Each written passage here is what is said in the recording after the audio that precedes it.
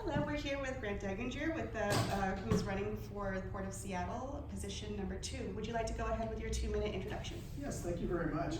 So I'm Grant Degginger. I'm running for position 2 of the Port Commission. I am, just a little bit about me, I am a 5th generation Seattle area person. My great grandfather had a saloon down in Pioneer Square and served a lot of people who were coming here to seek a better life like he was. So in many ways, that's what the Port is still doing today, is helping people seeking a better life, being the front door to our community.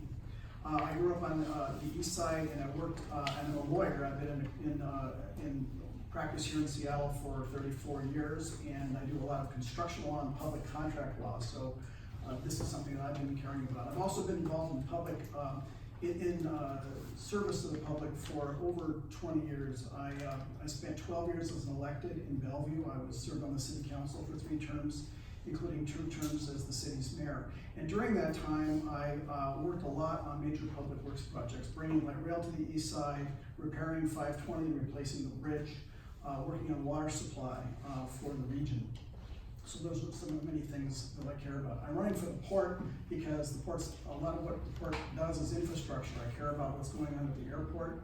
There's a $3 billion plan for infrastructure there. I want to see that we make the right investments at the airport. I want to make sure that we keep our seaport competitive. And I want to be sure that we reform the processes at the Port of Seattle, particularly their budgeting process, and be more transparent in contracting, because I think we're losing opportunities for many small businesses, minority businesses, women-owned businesses to participate because of some of the internal constraints that they put on construction and also other kinds of contracts, supply contracts and vendor contracts. We can do better. We need to be more transparent, and I will help make the port more transparent, more responsive to the people of the region. Great, thank you. Now we'll open it up to questions. You can go ahead and flip over that piece of paper in front of you, and we'll start with Laura. The answers are 2 minutes long. What should the Port Commission, or how should the Port Commission interface with other public agencies and organizations? So that's a really important question, and a lot of what I've worked on in the past relates to this. A lot of things get done in the region through partnerships, and the port is very much that way. It requires partnerships for coordinating transportation projects. A lot of what the port does is transportation. So that means if we're going to repair and replace the entrances and exits and access points at the airport, we need to have the cooperation and involvement of the state of Washington on the state highways and all the neighboring jurisdictions. So we have to work well with the neighboring communities. That's vital, and there are a lot of places where the port is working with the airport communities now. We need to do a better job and be a better neighbor there. Same thing here near to you, Pier 91, where the cruise ship terminals are, and also along the central waterfront. We need to work better to be sure that we deliver not only what the port is doing, but also coordinate well on road projects, whether it's replacing the Magnolia Bridge or doing other major public works projects along the waterfront. Those kind of interfaces are crucial. Same thing with Sound Transit. As Sound Transit starts looking at where it's going to go across to West Seattle and across the ship canal, the port has to be involved, has to be effective, and it has to be a good and trusted partner. So those are really crucial. I've done a lot of that kind of work in my career here in the Seattle area. I've worked with Sound Transit on the light rail projects, especially the ones on the east side. I've worked with Metro Transit and improving bus service not only to the east side but around the region. And those are the kind of projects where you have to have good communication, good coordination, and the ability to deliver. The same thing also applies to our federal partners, both in the maritime and also at the aviation level. We have to work very well with the FAA and many other federal agencies, and we have to work well with our federal partners and our congressional delegation and legislative delegations in order to accomplish a lot of things that we need to do involving the port. Thank you. Sarah? What do you see as customer service policies and goals for stakeholders and tenants? Interesting question. One of the things that I think we've fallen down a lot at both at the airport, mainly at the airport, is customer service, because we've got very long lines to get in and out of the airport, very difficult transportation challenges. Even if you take public transit, it's a challenge there. So we have to do better. There's a master plan that's being developed that will help hopefully develop better customer service out of that, but that will require making some substantial investments. We're gonna need to make the right investments in deciding whether we have a terminal, expand the existing terminal, or build a new terminal. One of the things that I've been talking about in that regard is how do we reduce the lines? One thing we can do, that's being done at 90 and 91 with the cruise ships, is having remote check-in of baggage. This is an idea we talked about almost 20 years ago on the east side with the Port of Seattle when 9/11 happened. I want to see us develop remote baggage check-ins in Seattle and over on the east side as well, so that you can check your bags in, and that's one less, and you can just retrieve them when you get to your main destination. That will reduce lines at the airport for the people that check them in, and also reduce the lines for the people at the airport that are checking in those bags there. That is customer service that we can improve, and improve the experience for people that are traveling. So that's an example of some of the things that you can do if you're creative and you try to problem solve and work with also local agencies. I think that also with respect to the tenants, we also need to do a better job of listening to what their needs are. The port has also been viewed as heavy-handed with tenants for many years, and I think we need to, if we can do some of the contracting reforms that I'm considering, including being flexible in our contract terms, that will result in not only better relations with the vendors, but also much better experiences for the customers. Thank you. Liz? Question 3. Tell us about the opportunities and challenges that you see for the port's lines of business. Let's start with the seaport, because I think we can talk about that both with the airport and the seaport. The seaport has competitive challenges, especially on the cargo side of this business, both from California ports and from the British Columbia ports. So it's going to be important for us, if we are to take advantage of the fact that we're a day closer to Asia, we're going to have to be able to be more effective in being sure that we can continue to attract cargo business by having the facilities they need. That means we have to be able to modernize. We also have to be able to deliver with Terminal 5, the facilities needed to have the Panamax for large ships come in. I think that the partnership that the port announced recently for the renovation of Terminal 5 is very, very important. Another area that's growing a lot is the cruise industry, and that's been a very positive in terms of the revenue that's generated not only for the port but for the region. That provides opportunities. It also provides challenges too, because there's going to be an opportunity to develop a new cruise ship terminal on Terminal 46, but we also want to maintain that same facility to be available for handling cargo, because it's big ship ready today. So that challenge will be, how do we mesh those two and allow those two to coexist? Over at the airport, the real challenge is the demand, the growth of the region. The airport hasn't kept up with that growth sufficiently. So the airlines need gates, especially for international travel, and there's a lot of demand for it by the Amazons and the Microsofts and the people that live here that are used to traveling long distances. How do we both improve the airport, improve service to the customers, and also maintain our goals of being the most sustainable port in terms of reducing our carbon footprint? So how we go about doing that is going to be challenging. It's possible, but we're going to have to work very hard to come up with the right solutions, particularly in Europe. Thank you. Sherry, question? What is the port's responsibility when it comes to protecting and lifting up workers? And what do you think are some opportunities for improving the port's relationship with organized labor and those workers who do not currently have access to the protection of a union, such as Uber and Lyft drivers? Yeah, really interesting and challenging problems and opportunities. The port has worked hard to have good labor relations in its history. It's not always met the mark, but it's, I think, working hard to do that. There's been a lot of improvements in terms of adopting a $15 an hour wage in the airport, also creating more opportunities for healthcare benefits in some of the with some of the airport employees and their employers.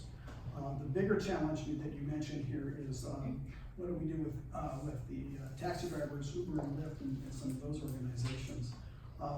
Starting October 1st, the port's starting a pilot program to enter into individual contracts there as a way of seeing if that will help improve revenue received by the drivers. And I think that's a good way of at least taking another attempt at improving the lot of drivers that are there. And it's not having a race to the bottom, but seeing if there are ways the port can be a catalyst in the way it contracts for improving wages. And there may be other opportunities like that as well, both inside the terminal and in other locations. Another important part of this is a major function of the port is workforce development. And that means the ports will have a role in helping young people and other people who are transitioning into need new jobs, getting into the marine trades, getting into trades at the airport, so that they can have the opportunity to either train or retrain into what are really well-paying jobs, both on the marine side and opportunities in the industry that are taking care of the aircraft at the airport. So there are entry-level jobs, of course, but there are also opportunities for training that will provide entry into some higher-paying jobs that have opportunities for long-term growth and development and good wages. Great, thank you. Now we'll open it up to questions from the board. The responses to these will be 1 minute each. Okay. And we'll let's start with Constance and then Lori. I'm sorry. Oh my God, she had a baby. I looked at my paper and I was reading her name. That's funny. Go ahead. So I just want you to clarify a little bit about reducing the lines and the baggage. I'm not sure I quite understand what you mean by that.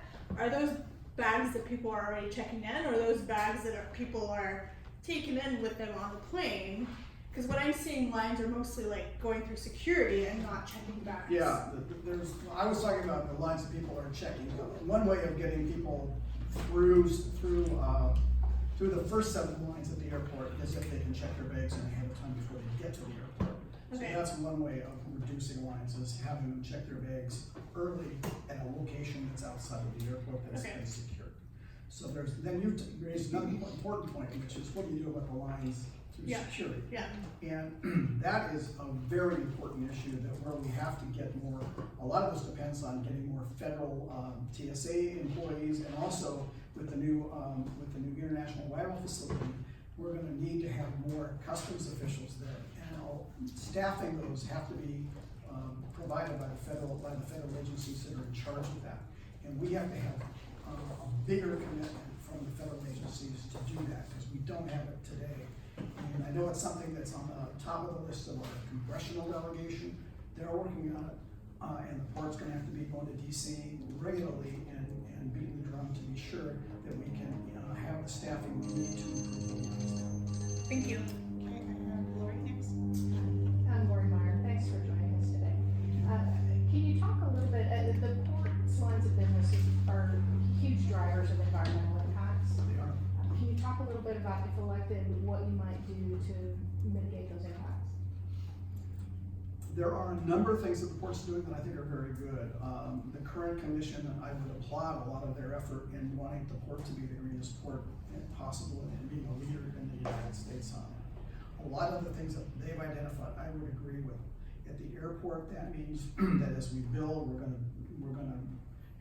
to make sure that we electrify the facilities and the operations that we can that service the planes, so that we can reduce the carbon footprint of everything we can on the ground. We need a little help by the airlines and the aircraft manufacturers to help mitigate some of the impacts in the air. I also think that we need to be willing to acquire property to help mitigate some of the impacts of noise and air pollution around the airport, where neighborhoods that are being affected, the cities immediately around the airport, but also the Beacon Hill area that's been affected a lot by noise. I think that's an appropriate use of public dollars for it. I don't have a lot of time to talk about the marine environment, but we have some initiatives, particularly on stormwater, that we need to improve, and I think there are places that we can do that. Thank you. Thank you. Matt is next. I was wondering if you could address both the port's role and any ideas you have regarding the fight against human trafficking. Well, I think the port, human trafficking is is a difficult issue and a challenging issue. Certainly there can be concerns about what's happening at the airport. There likely has been human trafficking at the airport. A lot of that can be addressed through training, and levels of training will depend in part on what the role of each organization is. I know that there's been a plan adopted by the Port Commission for training of its staff on human trafficking. There's also been a rollout of training for those who are employers at the port, the airlines, and then I think the next step is, are the other vendors around the airport part of that process? And I would say that training is an important part of making sure that happens. Over on the marine side, very similar challenges. There should be continued training of our not only the port's marine staff, but also training of those that are involved with the cruise ship industry as well. Could I just ask a quick, 5-second follow-up? Sure. You said likely there has been trafficking at the port. Were you aware about, say, Washington State having the 14th highest call volume, or the Trafficking Awareness Month, or any of that before today? Yes. Okay. I'm aware of a number of issues that have been addressed there. There's been work done by the Port Commission already, and I have followed that work. Robert? So, I'm curious, what do you see as the main differences between you and your opponent in this race? Well, there are some places where we agree on a lot of issues in terms of economic development for its role. I think one is experience. I have an awful lot of experience delivering big projects in this region, and that's a place where the port is going to be very active in the next 5 to 10 years, is delivering big infrastructure projects. I have the knowledge and experience not only from my work as an elected, but also in my work as a lawyer and doing that. So I think I'm well suited, and it's a skill I think the commission needs. There are some areas where we've disagreed on policies. Sam supports full-time commissioners. I don't think we need to be full-time. And he supports the election by district, and therefore, and I have not to date supported that. I would be happy to have a conversation about it, but I haven't come out in favor of that. Sarah, did you have your hand up earlier? I did, and you partially answered my question. It was just about opportunities for environmental leadership. So can you speak a little bit more to the current marine initiatives and then also your plans for the stormwater runoff? Sure. So at the marine terminals, a number of things can be done. One that is underway is to electrify the port as much as possible. What I mean by that is we have to have the bringing to Pier 66 electricity that can be used to plug in one of the cruise ships there. If we can electrify and coal line, the other facilities, the other berths when the ships are in port, so that they're not burning diesel, I think that's a big step. Secondly, on stormwater, I think that greater stormwater regulations are not only coming but here, but the port is behind, I think, in making investments in it and controlling stormwater from its own facility along the waterfront, and we need to do a better job of that and get ahead of it. So it needs to be included in the capital plan and get passed in the capital plan sooner. So those are two of the things that come to mind right away that I think we can do a better job with from the environmental standpoint. Liz? So you've mentioned that you've done an awful lot of work that is related, and I'm wondering if there are any current or past port commissioners that you have worked with on related issues that you feel particularly simpatico with, that you work well together? In my time as an elected, I worked well with all of the commissioners that I interacted with. And where did I interact with them? There were several places where I did. One was on the PSRC board. I was on the Port Management Policy Board and also on the Executive Committee, and there was port representation there. And there were several different commissioners over time who had been involved in that. At one time, I think John Creighton was. I think at one time Dale Tarleton was. At one time, Bill Bryan, I think, was. And at a different time, maybe Tom Alford was. So worked well with all of them. Worked very closely with the port. At one point in time, the port got involved in assisting in the acquisition of what's now the East Side Trail. And I was mayor at the time and worked with the port, not only the port commissioners, but with the executive director in that.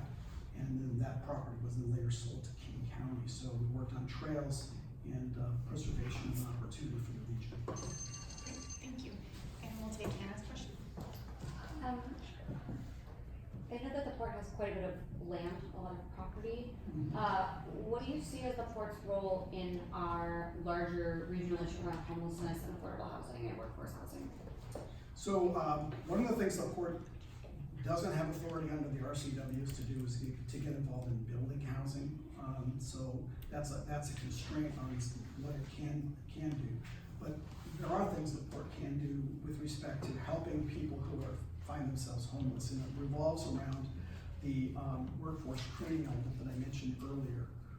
If people are out, if people are out of jobs and that's a cause of their homelessness, training is available, and the port can help in workforce development and helping to get people retrained. And that's a place where I think the role exists today, but it can be bigger and it can be more robust. And I think that's a place for it. I think that there's some property the port is currently providing for Tent City as a temporary facility. That is something that can be done, but it's not permanent housing. So that's an element that the port has provided. And I think the other thing the port can do is be a partner with other agencies in providing perhaps facilities that can provide some of the services needed by homeless, whether it's job training, maybe some healthcare facilities, things like that haven't been looked at in the past. And that's something I'd like to look into and see if that can be facilitated. Great, thank you. Alice has a quick question. You mentioned that your grandfather had a saloon in Pioneer Square, and I want to know if it is still there, and if so, where it is. It was my great-grandfather, Nathan Degginger, and his saloon was called Billy's Mug, and it was down at 2nd and South Main Street, and it's not still there.